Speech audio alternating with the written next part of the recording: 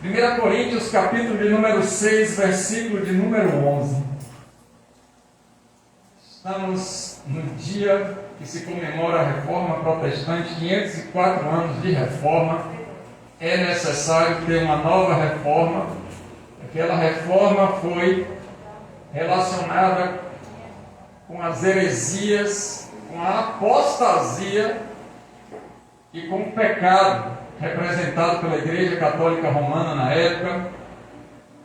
E hoje nós temos que partir para uma nova reforma, agora dentro da Igreja Evangélica. Outrora era a Igreja Romana e surgem os protestantes, aqueles que protestam contra essas coisas que eu falei. E hoje nós precisamos protestar contra tudo que está errado, herético e desconforme com as Escrituras Sagradas no meio evangélico. É tempo de uma nova reforma e ela tem que começar em minha e na sua vida, em cada um de nós. Pai, a tua palavra está aberta e nós esperamos de ti o melhor, o máximo, porque esta palavra é o poder do Senhor para aquele que crê. E assim que seja transformadora, salvífica, curativa. E que essa palavra possa nos libertar. Porque se conhecemos a verdade, ela nos liberta em Cristo Jesus. E assim te damos graças. Amém. Na versão, nova versão da linguagem de hoje, que é nova tradução da linguagem de hoje, NTLH, assim diz a palavra de Deus para nós. Alguns de vocês eram assim, mas foram lavados do pecado, separados para pertencer a Deus e aceitos por Ele, por meio do Senhor Jesus Cristo e pelo Espírito do nosso Deus. Esse contexto de 1 Coríntios 6, ele já começa falando, vocês eram daquela maneira. Alguns de vós eram assim como, quando você vai ler o início do capítulo, você vai perceber que ele está falando sobre o pecado da idolatria, o pecado da rebelião e principalmente o pecado da imoralidade. Especificamente, nessa parte, imoralidade sexual. Mas seria essa tríade, idolatria, rebelião e imoralidade. Alguns de nós éramos assim, mas nós fomos lavados desses pecados e separados para pertencer a Deus. O sangue de Jesus nos purificou, nos purifica e nos santifica para pertencermos a um povo exclusivo e eleito de Deus. Nós então somos aceitos por intermédio de Jesus, o Cristo, porque existe Jesus que não Cristo. Inclusive a Bíblia relata um tal de Bar Jesus, que era um feiticeiro, um mágico, um ilusionista em Atos. E esse Jesus que está falando é o Messias, o Salvador, e pelo Espírito Santo. Não é um espírito qualquer, é um espírito, e esse espírito é um espírito puro, um espírito santo. Não é um espírito impuro e nem um imundo, mas é o Espírito Santo do nosso Deus. Logicamente que esse texto aí, trazendo para a realidade de reforma, a gente vai perceber que a nossa salvação, ou a salvação da vida daquele que é crente em Cristo Jesus, porque tem pessoas que são crentes, mas não em Cristo Jesus, elas creem em outros deuses, elas creem na própria força, na própria inteligência, no próprio braço, no próprio intelecto. Ela crê nas filosofias humanas, crê em tantas coisas, mas não naquele que pode salvar e ser o mediador dessa salvação para sempre. Então existem pessoas que creem em outras coisas que não a palavra de Deus. Mas para o crente em Jesus Cristo, nós percebemos através das Escrituras Sagradas que a salvação, ela decorre ou ela percorre, ou ela tem 3 etapas. Eu quero compartilhar elas com vocês, porque é tempo da gente entender essas coisas novamente e amadurecer na fé através desse processo de salvação que acontece na minha e na sua vida e vai acontecer para todo sempre com a conclusão lá na eternidade. Amém? Então a salvação dos nossos pecados pode ser dividida em 3 fases. A primeira fase é a fase da justificação. A segunda fase é uma fase de santificação. E a terceira fase, ou etapa, é uma etapa da glorificação. A primeira fase, chamada justificação, ela está relacionada com o nosso passado. E ela ocorre uma única vez nas nossas vidas, na vida daquele que é crente em Cristo. Abra aí Romanos, capítulo de número 8. Você está em Coríntios.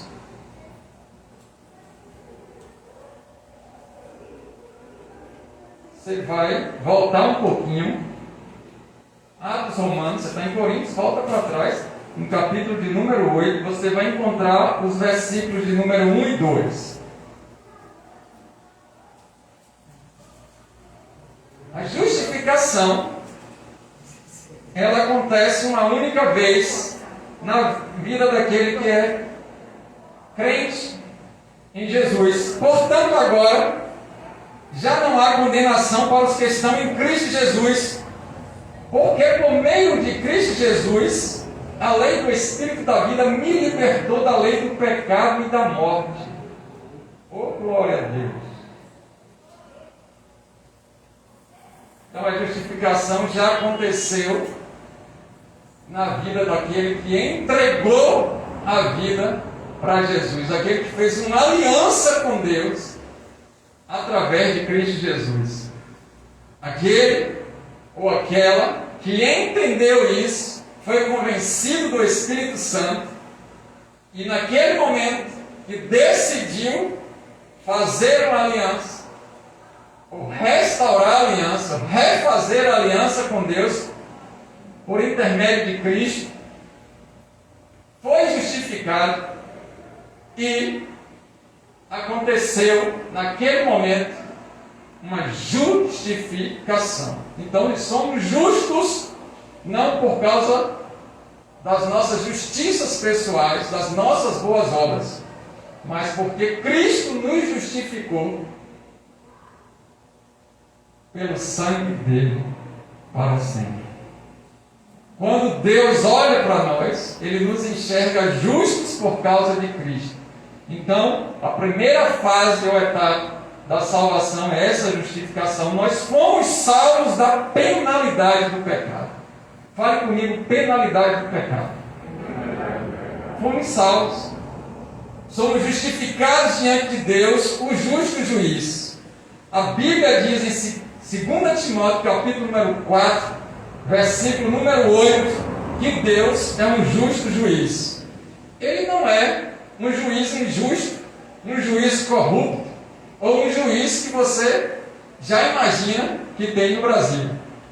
Não é esse juiz. Nós não temos referência no mundo, na terra, de um juiz justo como o nosso Deus. Ele é um juiz justo, 2 Timóteo 4,8, está escrito lá que ele é esse justo juiz.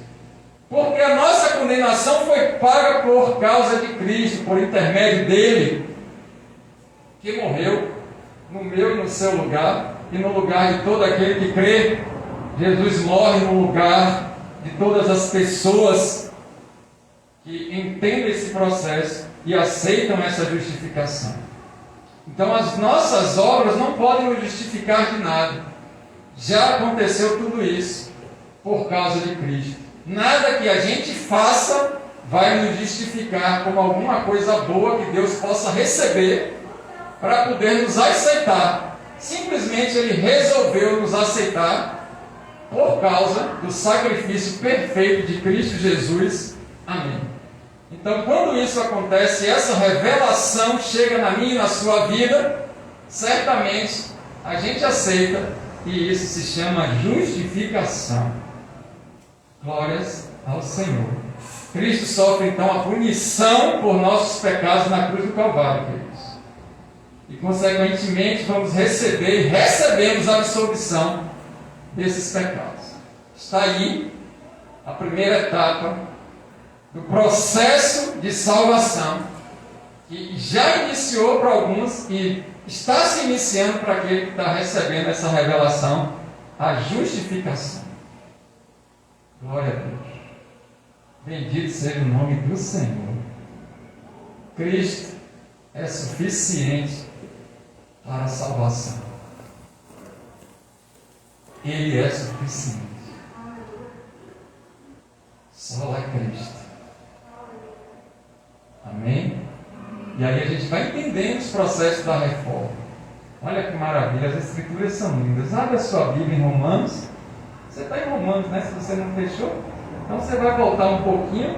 Você estava no capítulo 8, a gente vai ler o capítulo 5, dos versículos 16 a 18.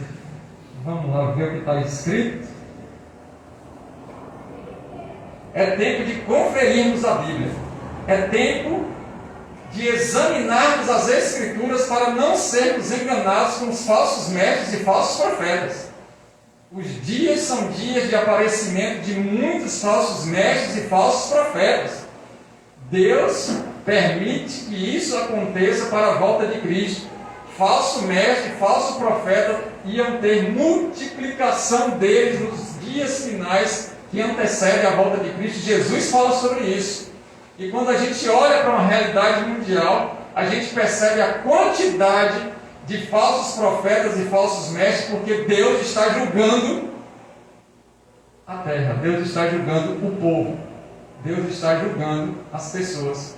E o julgamento de Deus, é lógico que vai ter falsos mestres e falsos profetas. É o juízo de Deus individualmente e coletivamente.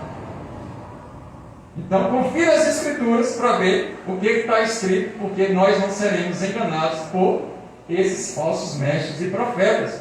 Versículo 16 a 18 do capítulo número 5 de Romanos diz: não se pode comparar dádiva de Deus com a consequência do pecado de um só homem. Por um pecado veio o julgamento que trouxe a condenação, mas a dádiva decorreu de muitas transgressões e trouxe justificação. Se pela transgressão de um só a morte reinou por meio dele, falando de Adão, muito mais aqueles que receberam de Deus a imensa provisão da graça e a dádiva, o presente, o favor imerecido da justiça, reinarão em vida por meio de um único homem, Jesus Cristo. Consequentemente, olha a explicação, a Bíblia é linda. Assim como uma só transgressão, você substitui essa transgressão por pecados, resultou na condenação de todos os seres humanos, ou homens, assim também, um só ato de justiça resultou na justificação, que traz vida a todos os seres humanos, ou homens. Justificado. Houve agora uma quitação de dívida para sempre. Houve agora um pagamento completo de tudo que estava pendente, e esse tudo que estava pendente é o pecado da humanidade. Por causa de Cristo, e por intermédio dele, e somente através dele, nós estamos completamente livres, quitados do débito do pecado. Oh glória! Que maravilha! Esse Jesus é maravilhoso. Você e eu temos um irmão que foi tremendo e é tremendo. Nosso irmão mais velho, chamado Jesus Cristo. Ele resolveu obedecer a Deus para que eu e você e todo aquele que crê pudesse ser justificado para sempre e eternamente. Amém. Essa é a primeira etapa, primeira fase da salvação. E aí nós partimos para a segunda fase, a segunda etapa. Te viu justificação? Agora partimos para a santificação. Vai em sua Bíblia em Hebreus, de trás para frente você consegue encontrar Hebreus, de Apocalipse para trás. Aí você consegue encontrar Hebreus mais fácil. Hebreus no capítulo 10, versículo de número 14, a gente vai perceber que essa santificação está associada com o presente. Porque a justificação estava associada com o passado e ocorreu uma única vez para todo aquele que fez aliança com Cristo. A santificação agora está relacionada com os nossos dias de hoje. Hebreus capítulo de número 10, versículo de número 14.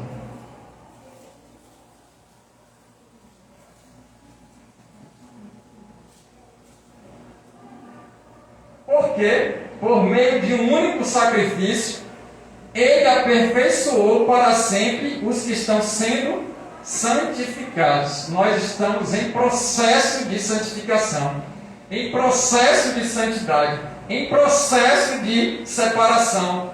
Um único sacrifício. Existia um sacrifício perfeito por causa de Cristo, na vida de Cristo, pela vida de Cristo, para que eu e você pudéssemos ser aperfeiçoados diariamente, momentaneamente, todos os dias e frequentemente, até a volta dele, de Cristo, para que nós pudéssemos ingressar na vida eterna no céu com Ele, em santidade. Então Ele nos proporciona essa separação. Estamos então sendo salvos do poder do pecado. A justificação, nós fomos salvos da penalidade do pecado. Agora, no processo de santificação, nós estamos sendo salvos do poder do pecado. Cada dia, Deus nos derrama a graça de força para sermos salvos do poder desse pecado. Então, somos empoderados por Espírito Santo de Deus para andarmos livres da sujeição do pecado. O pecado não subjuga mais a gente. A tentação vem, a gente discerne, percebe o pecado, e esse pecado não tem mais força na minha e na sua vida e naquele que tem aliança com Cristo. Aquele que tem um relacionamento com o Espírito Santo de Deus é empoderado, recebe um poder de Deus para andarmos livres do jugo da escravidão do pecado. E isso está escrito em Atos 2,38, diz assim: empoderamento do Espírito Santo. Deus derrama o Espírito Santo naquele que crê e que faz aliança com Cristo. E aí vamos caminhar livres dessa sujeição do pecado, numa vida de santidade para Deus.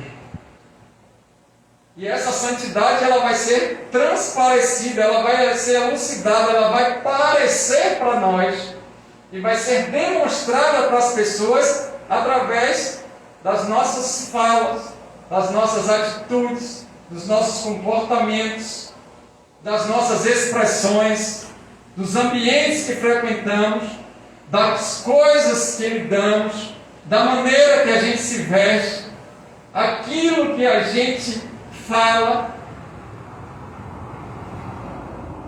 Essa santidade vai ser demonstrada através de uma vida em testemunho para a glória de Deus. E ela é processual. Esse processo de santificação vai ser diário e contínuo na vida daquele que crê. Vai ser fortalecido então esse relacionamento de intimidade com Deus, através das orações, através da busca. Quanto mais a gente busca a Deus, quanto mais a gente quer de Deus, quanto mais a gente se envolve com a palavra de Deus, mais a gente é santificado, porque a Bíblia diz, está escrito nas Escrituras Sagradas, que a palavra de Deus nos santifica, corpo, alma e espírito. Nós somos santificados, separados, limpos do pecado, por causa da palavra, e essa palavra é Cristo Jesus, o nosso Senhor. Então, esse pecado não pode mais dominar as nossas vidas. E esse empoderamento que Deus nos dá recebendo o Espírito Santo, faz com que a gente possa dominar todo e qualquer tipo de corrupção. A decisão agora é nossa. Deus nos deu capacidade de pisar na cabeça de serpentes e escorpiões e sobre todo o poder do inimigo por causa de Cristo Jesus. Bem-vindo à santidade. Santidade não é aparência, santidade é estilo de vida. Santidade não é estar se apresentando como alguém santo, completamente puro, mas é alguém que tem uma comunhão com Deus, que tem uma prática de vida que reflete a Cristo Jesus. A gente vai conhecer a árvore, então, pelos frutos produzidos. Não porque está frondosa, grande, brilhante, atraente, mas pelo aquilo que produz. Então, a santidade ela vai ser demonstrada através daquilo que a gente está produzindo. Então, entre as obras, nós somos salvos pela graça. Pela graça sois salvos, isso não vem de vós, mas é dom de Deus para que ninguém se glorie. Mas agora que estamos salvos, a prática de coisas boas, o realizar a obra de Deus, faz com que demonstre que somos um povo separado para a glória dele. Nós não somos separados para glorificar o homem, o ser humano. Nós não somos separados para benefícios humanos. Nós não somos separados para ganharmos algo, recebermos alguma vantagem, ou ocuparmos algum cargo, ou estarmos em alguma posição social, para termos status. Nós somos separados para a glória de Deus. E as nossas práticas de vida, o nosso comportamento, precisa ser para a glória de Deus. Inclusive, quer comais, quer bebais, seja tudo para a glória. Tudo aquilo que não provém da fé é pecado. Então a vida do crente é uma vida que glorifica a Deus, com palavras, com expressões, com vestimenta, com comportamento, com pensamentos.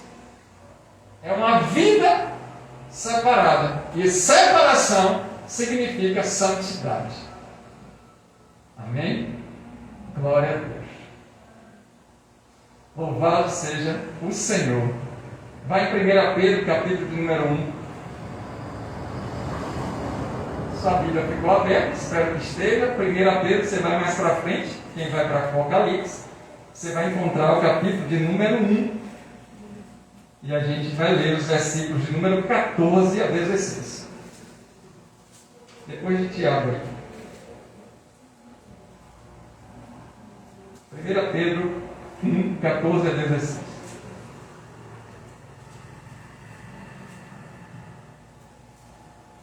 Na Nova Versão Internacional, é a Bíblia que eu estou lendo. Só o versículo de referência da temática que foi na NTLH. Versículo de número 14 diz assim. 1 Pedro, capítulo 1, versículo 14. Como filhos obedientes.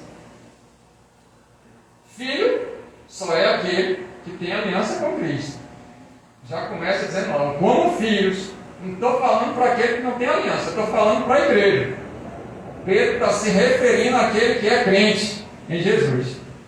E esses filhos obedientes, porque existem filhos desobedientes. Senão ele não colocaria obediente. Ficaria redundante. Como filhos a gente já sabe que é obediente. Não, ele precisou expressar que era obediente, porque dentre os filhos tem filhos que não são obedientes. Existem filhos rebeldes. Por isso que o capítulo 1 de 1 Coríntios, no versículo de número 11 que a gente leu, 1 Coríntios 6:11, melhor dizendo, a gente viu que lá estava falando sobre essa situação de empoderamento do Espírito Santo, aqueles que foram aceitos por Deus, porque existem crentes que são desobedientes. Eles não fazem aquilo que está nas Escrituras Sagradas.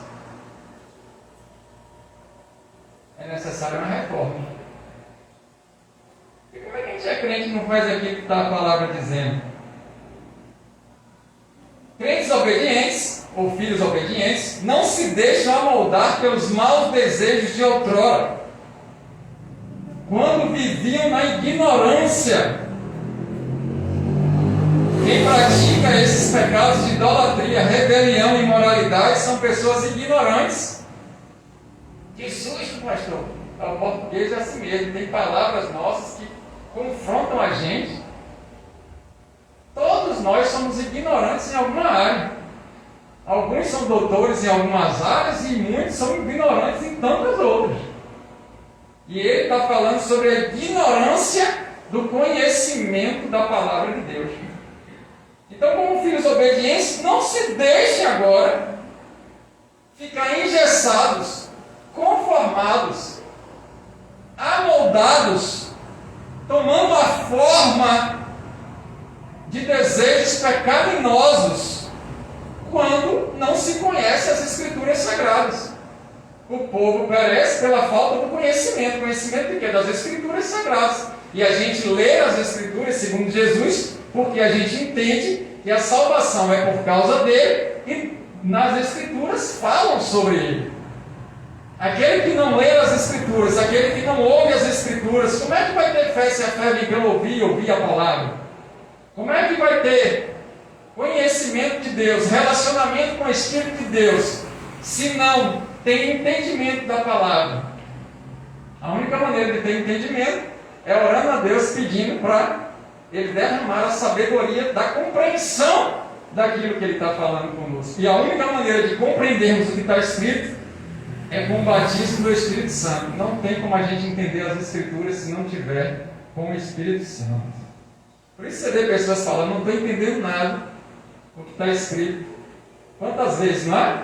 E depois que ela se converte, ela diz, olha, eu comecei a entender isso agora. Uma coisa é entender, a outra coisa é não entender.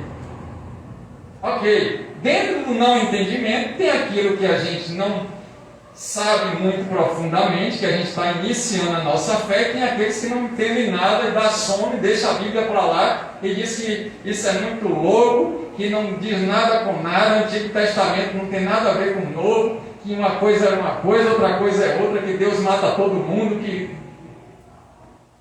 não tem Espírito. Mas agora que os olhos foram descobertos e não estão mais vendados, a gente consegue entender o que está escrito. Aí vão surgir as dúvidas e a Bíblia se auto-explica. Quanto mais você buscar, estudar e ler, mais você vai entender os mistérios de Deus. Porque Deus, Ele faz questão de se revelar para aquele que o busca. Me buscarei e me encontrareis quando me buscardes de todo o vosso coração. Serei achado de vós, diz o Senhor, para fazer mudar o seu destino. As Escrituras dizem isso. Então é tempo da gente estudar as Escrituras Sagradas. Continuando. Mas assim como é santo aquele que os chamou, sejam santos vocês também em tudo que fizerem. Sejam santos somente na igreja. Está escrito isso aí? Só no dia de domingo. Só no dia da reforma. Sejam santos somente no Natal. Na Páscoa. No Ano Novo. Santos no Carnaval. No São João. Na Vaquejada.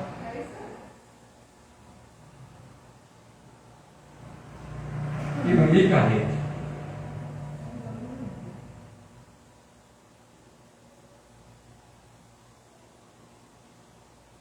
Sejam santos todos os dias e momentos, porque eu sou santo. Sem santidade ninguém me verá. Venha o teu reino. Então nós vemos a manifestação da glória de Deus quando o povo está em santidade. Deus opera os milagres no meio do povo dele. Sobre o teu povo seja a tua bênção. O reino vem, o reino de Deus em santidade. Deus não se manifesta num lugar impuro. O Espírito é santo, não é um espírito imundo. Quem se manifesta num lugar impuro é o espírito impuro, demônios. Se não tiver santidade, quem está sendo manifesto ali são demônios. Se a gente não estiver cheio de Deus, a gente não consegue discernir os espíritos. E acha que quem está fazendo aquelas curas, aquelas coisas todas, é o Espírito Santo. Aquela bagunça, aquele sambão gospel. E aí vem o neopentecostalismo com essas manifestações dizendo que é de Deus. A Bíblia diz que é tudo com ordem e decência. Não é ordem e progresso, é ordem e decência. Porque possa ser que na ordem e progresso esteja indecente a política. Mas a ordem e decência. Alguém foi tomado no mistério, está rodopiando, não pode se bater em ninguém, não pode cuspir ninguém, não pode derrubar uma cadeira. O Espírito é santo. Se alguém cair, cheio do Espírito Santo, não pode quebrar a cabeça e tem que estar consciente. Deus não vai desmaiar ninguém. Quando a pessoa fica possessa, ela perde a consciência. Mas quando ela está cheia de Deus, ela está consciente, sabendo o que está acontecendo. Amém? Os demônios falam em línguas estranhas. Se a gente não estiver cheio de Deus, como é que a gente vai saber que aquela profecia veio do Espírito? O Espírito testifica com o nosso Espírito que somos filhos. Quando não é de Deus, a gente sente um incômodo, não tem paz. É ou não? Mas quando é de Deus, e aconteceu no domingo passado, Deus liberou uma palavra para a igreja dizendo que estava abrindo porta. Já recebi 3 testemunhos de portas abertas improváveis de emprego na mesma semana que Deus falou. Porque eu não falei de mim, falei do Espírito. Já tem 3 pessoas que eu sei aqui na igreja que já estão empregadas para começar a trabalhar quarta-feira. Amém? E eu profetizei em cima da palavra, porque se não tiver nas Escrituras, é profecia humana. Eu não quero nada de profecia humana. Nós queremos a profecia da palavra de Deus, porque Ele é fiel para cumprir o que Ele falou. Aleluia, a glória é dele. Versículo 16: pois está escrito, eu já tinha adiantado, mas vocês sejam santos, porque eu sou santo. Santo, santo, santo é o Senhor Todo-Poderoso.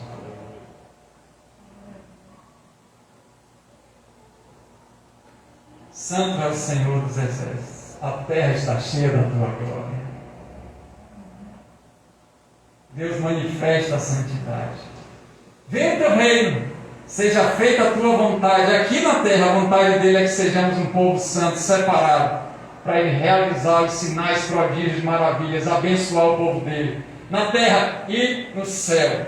E agora vamos partir para a eternidade. Nesse processo de santificação, chegaremos na terceira etapa da salvação, chamada glorificação, que está referente ao futuro. Justificação passado, santificação presente, glorificação futuro. 1 Coríntios, capítulo número 15, versículo 42 a 44. Volte aí.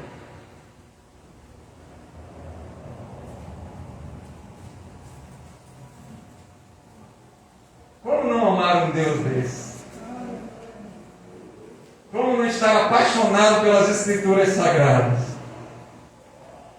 Quanto mais a gente lê, quanto mais a gente busca, mais a gente ama.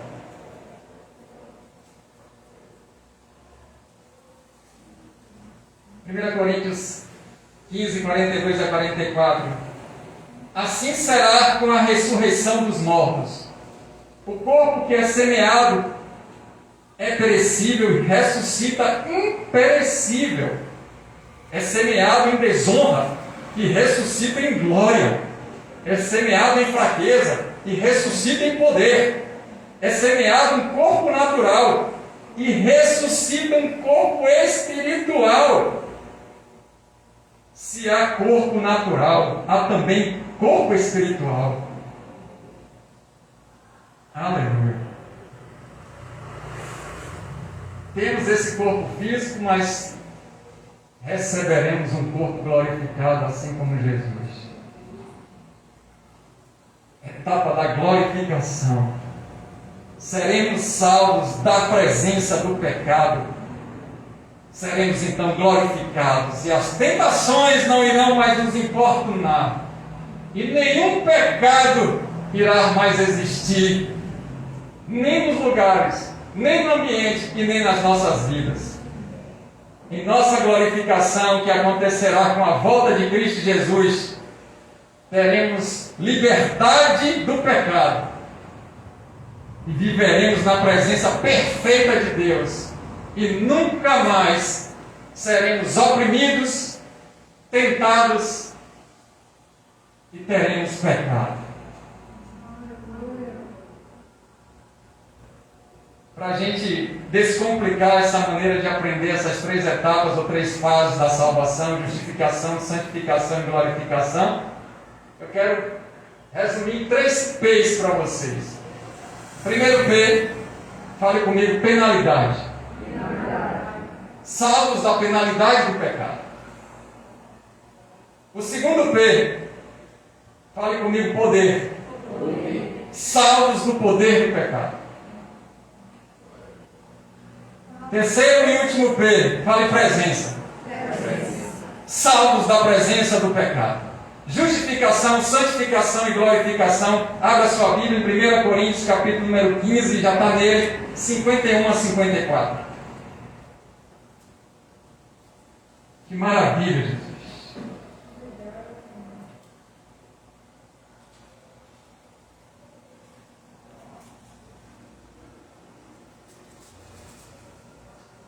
Assim diz o Senhor: eis que eu vou te dizer um mistério.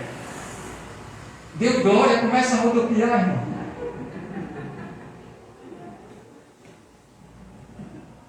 Grita aleluia. O pentecostal agora levanta a mão e glorifica. Vou te contar um mistério. Está escrito isso aí na sua Bíblia? Vou te contar um segredo. Eis que eu te digo um segredo. Vou te contar um mistério. Uma coisa que ainda não parecia que estava revelada, mas agora já está. Nem todos morreremos, dormiremos, mas todos seremos transformados. No momento, num abrir e fechar de olhos, ao som da última trombeta.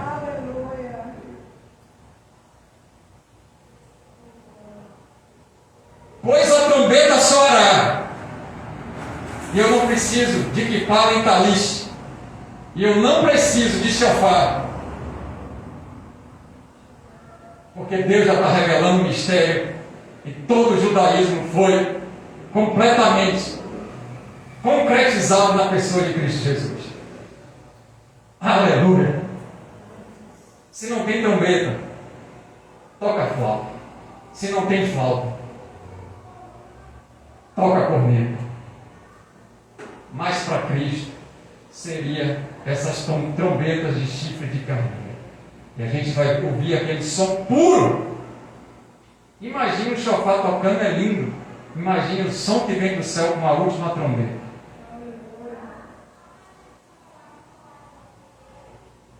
Glórias a Deus. O som da última trombeta. Pois a trombeta soará, os mortos ressuscitarão incorruptíveis, e nós seremos transformados. Pois é necessário que aquilo que é corruptível se revista de incorruptibilidade, e aquilo que é mortal se revista de imortalidade. Quando, porém, o que é corruptível se revestir da incorruptibilidade, e o que é mortal da imortalidade, então se cumprirá a palavra que está escrita: a morte foi destruída pela vitória.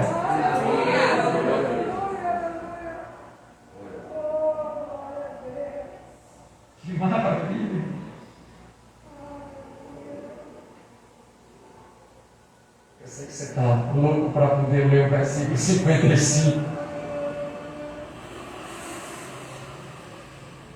Eu quero que você leia comigo, independente da sua versão.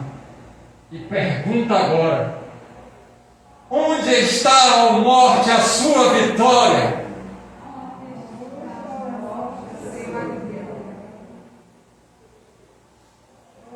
E a Bíblia vai explicar no versículo 56. O aguilhão da morte é o pecado, e a força do pecado é a lei. Se a força do pecado é a lei, taliche, quipá e shofar foram cumpridos na lei.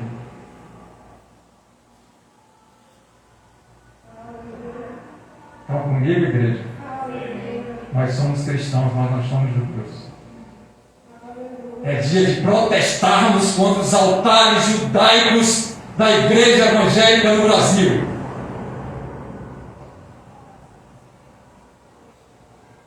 Onde tiver um altar judaico, cai fora, irmão. A gente acabou de ler que acabou tudo isso em Cristo Jesus. Era uma sombra. Portanto, meus amados irmãos, no versículo 58, mantenham-se firmes e que nada os abale. Sejam sempre dedicados à obra do Senhor, pois vocês sabem que no Senhor o trabalho de vocês não será inútil. Sombra. O que é sombra? Vinha alguém passando ali, e aí será que é minha esposa?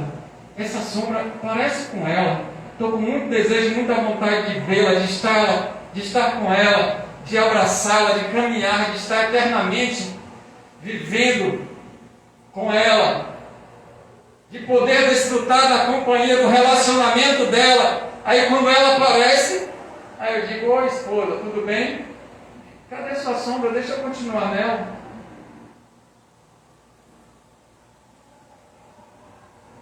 É isso que os evangélicos, muitos deles, estão fazendo hoje. Pegando todas as sombras daquilo que estava na lei e que Jesus cumpriu como lei cerimonial. Agora que a gente conheceu a Cristo Jesus, não preciso mais das sombras. A sombra direcionou, o simbolismo apontou para aquele que viria, aquele que veio, o Messias, Cristo Jesus, o nosso Senhor. A partir de agora, o meu e o seu relacionamento é com Cristo Jesus na pessoa do Espírito Santo. Amém. Não preciso mais de instrumentos. Eu não preciso mais, não é instrumentos musicais não, de ferramentas. Não é ferramenta que você vai trabalhar. Eu não preciso mais de amuletos. Eu não preciso mais de apetrechos. Eu não preciso mais de nenhum sacerdote. Eu não preciso mais de ninguém para eu poder ter um contato com o meu Deus. Porque Jesus Cristo me justificou, está me santificando e me glorificará para sempre. Oh, glória! Ô irmão, você acha errado tocar chofar? Eu falei isso? Não. Mas qual é a motivação de tocar o chofar? Para eu me lembrar do som da trombeta e nunca esquecer que Jesus vai voltar. Ótimo, mas isso não pode ser doutrina para a igreja. Ah, que eu boto taliche na minha cabeça. Porque são os 3 elementos que a gente mais vê. Pode, fique no seu quarto com taliche, 7 dias sem comer, vá para um monte, mas não leva a igreja toda não, e não faz isso no púlpito. Se você está se sentindo com aquela necessidade, isso não é regra de fé para todo mundo. Isso é uma sombra que já foi cumprido na pessoa de Cristo Jesus. Eu quero andar de pano de saco na rua, onde?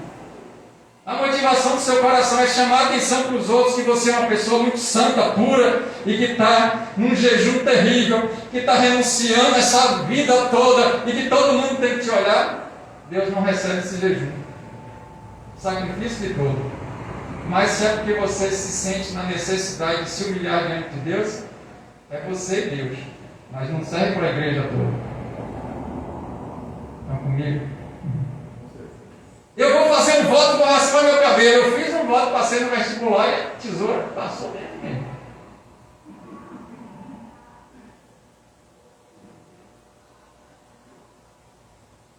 Mas agora, o voto é meu. Se você quiser raspar a cabeça, só não venha com véu para a igreja e acha que todo mundo tem que estar com véu. Quantas mães e pais raspam os cabelos porque os filhos ficaram de câncer, sim ou não? E aquele raspar simbolizou até um voto com Deus para a criança ficar curada. Lembrando que as prostitutas espirituais nos templos de Baal eram todas sem cabelo. Por isso que Paulo diz, coloca véu, porque agora que vocês se converteram, mulheres, vocês chegam na igreja, as pessoas vão pensar que vocês continuam com as mesmas práticas. Esconde essa cabeça raspada até o cabelo crescer, para que eles não pensem que vocês são prostitutas, porque agora vocês são mulheres santas. Estão comigo?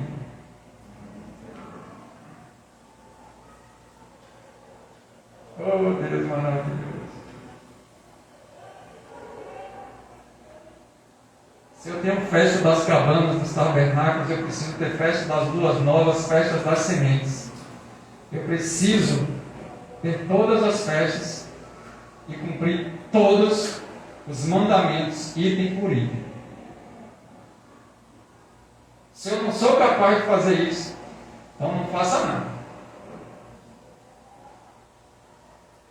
Qual é a intenção de fazermos um culto de passagem de ano? É por isso que eu pedi para a igreja buscar o Senhor no início. A nossa motivação tem que ser para a glória, o culto tem que ser para Ele. A gente não vem fazer entretenimento de festa, soltar fogos de artifício e ficar embriagados. A gente não pode ficar embriagados, o Espírito pode. A nossa motivação tem que estar alinhada. Se a nossa motivação estiver alinhada, certamente a gente vai ter essa festa de final de ano que é para a glória dele. E eu creio que nós vamos nos alinhar na vontade dele, conto com as orações, amém? Somente o irmão Monique veio com essa ideia que a gente vai ter certeza se é de Deus, não, Monique? É bênção isso. Mas a gente não pode se misturar porque nós somos santos.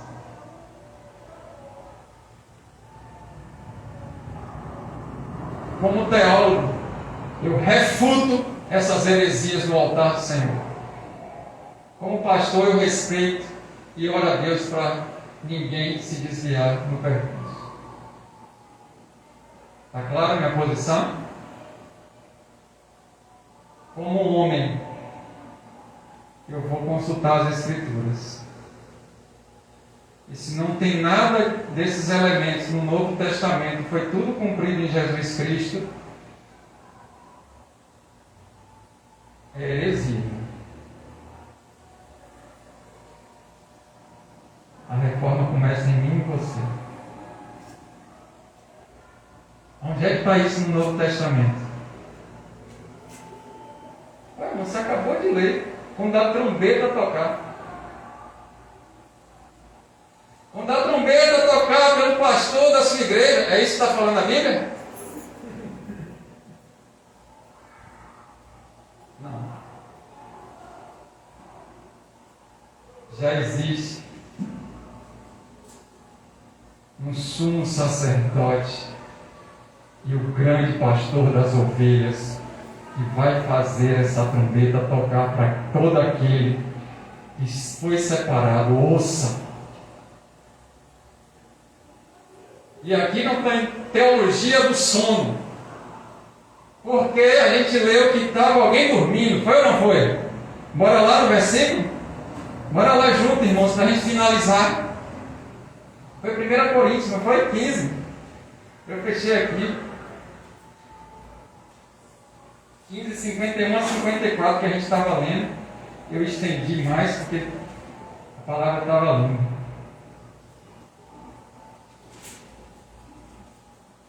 Versículo 51. Eu te digo um mistério, um segredo, nem todos dormiremos. Aqui é uma linguagem figurada. E não é teologia do sono. Morre o ímpio e morre o justo. Morre o crente e morre o descrente. Está todo mundo dormindo até Jesus voltar. Teologia da preguiça, do sono. O cara morreu sem Cristo é inferno. O cara morreu com Cristo é céu. Agora vai vir o julgamento com a volta de Cristo. Quem está no inferno, quem está na cadeia, na delegacia presa, quem está no presídio e ainda não foi julgado, vai ter o julgamento. Aí o juiz vai decretar, vai dizer qual é a pena.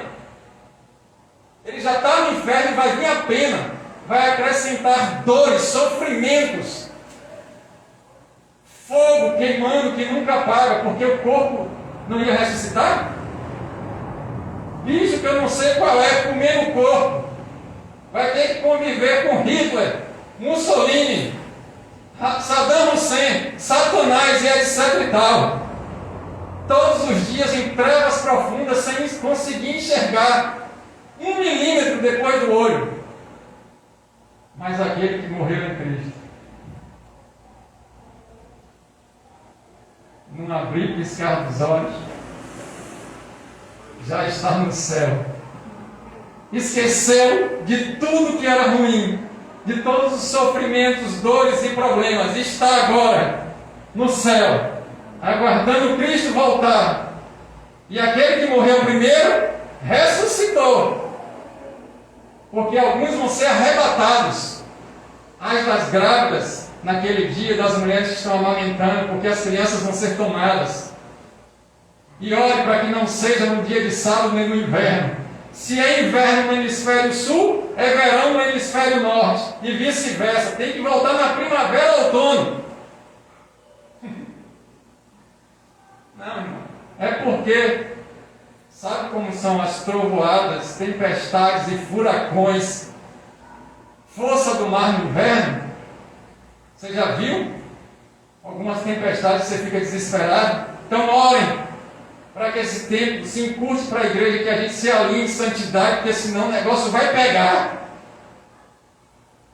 E aí na hora que Jesus pega a igreja, aí vem o julgamento para a igreja. Qual é o julgamento para a igreja? Venham benditos do meu Pai, que eu vou servir vocês num banquete e essa ceia é eterna. O maior lá vai servir. Receberemos os galardões, as pedras na coroa, mas aquele que vai receber mais pedras, porque na casa de Deus, lá, tem muitas moradas. Quem está na melhor morada vai servir o que está na menor, porque o reino lá é diferente. Oh glória! Nivela todos, porque no reino de Deus todos são servos. Não tem maiores nem melhores.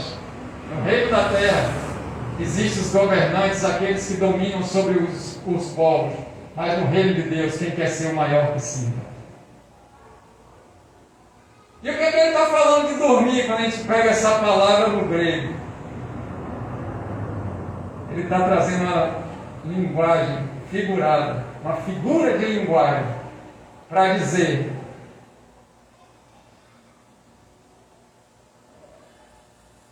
o seguinte: não vai entrar ninguém, só eu, os discípulos e os pais da menina. Bota todo mundo para fora, só os crentes dentro. Menina, e o pessoal lá fora. Não sei o que, ela não está morta não, ela dorme. Se lembra disso? Dorme o quê? E não sei o quê. E começaram a dar risada. Levanta, menina. A menina levanta. Assa um peixinho aí. Pega um pouquinho de pão para todo mundo comer e comemorar, porque ela estava dormindo, mas ela ressuscitou. É a mesma figura de linguagem, porque o nosso Cristo é um Cristo da ressurreição. Oh glória! Morreu é inferno, morreu é céu. Estão entendendo qual é a figura de linguagem aqui? Glórias a Deus. Não temos teologia do sono, estamos bem acordados. Nós não somos crentes que estamos dormindo nem vacilando. Quem morre com Cristo vai ressuscitar primeiro. Imagine alguém que você conhece, que morreu em Cristo Jesus, ele já ressuscitou primeiro. Maravilha. Alguns de vocês eram assim, crianças, e eu permitia algumas coisas. Andavam no pecado de rebelião, no pecado de idolatria, na desgraça da imoralidade. Sem a graça. Mas foram lavados desse pecado, separados para pertencer a Deus, em santidade, aceitos por Ele, por meio do nosso Senhor Jesus Cristo, pelo Espírito do nosso Deus. 1 Coríntios 6,11 foi o texto que a gente leu. A salvação em 3 etapas na vida do crente em Jesus Cristo: justificação, santificação e glorificação para todos sempre. Amém? Fica de pé. Glórias a Deus. Meu Deus, que palavra!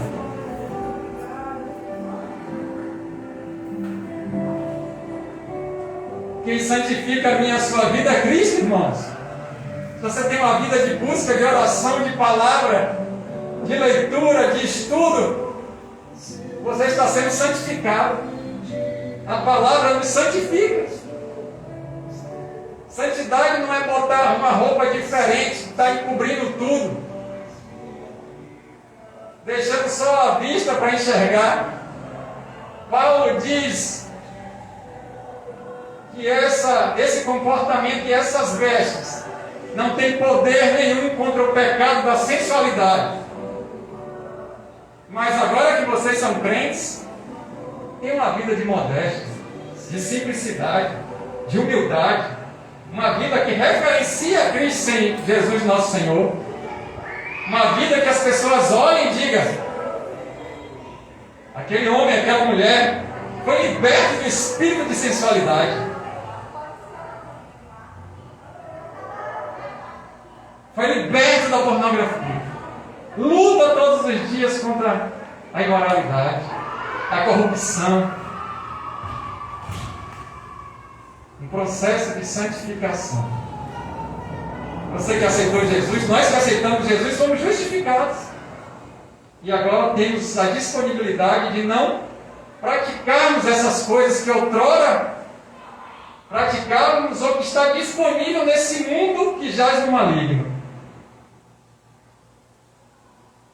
Mas nesse caminho seremos glorificados para sempre, num corpo imortal, incorruptível, sem pecado.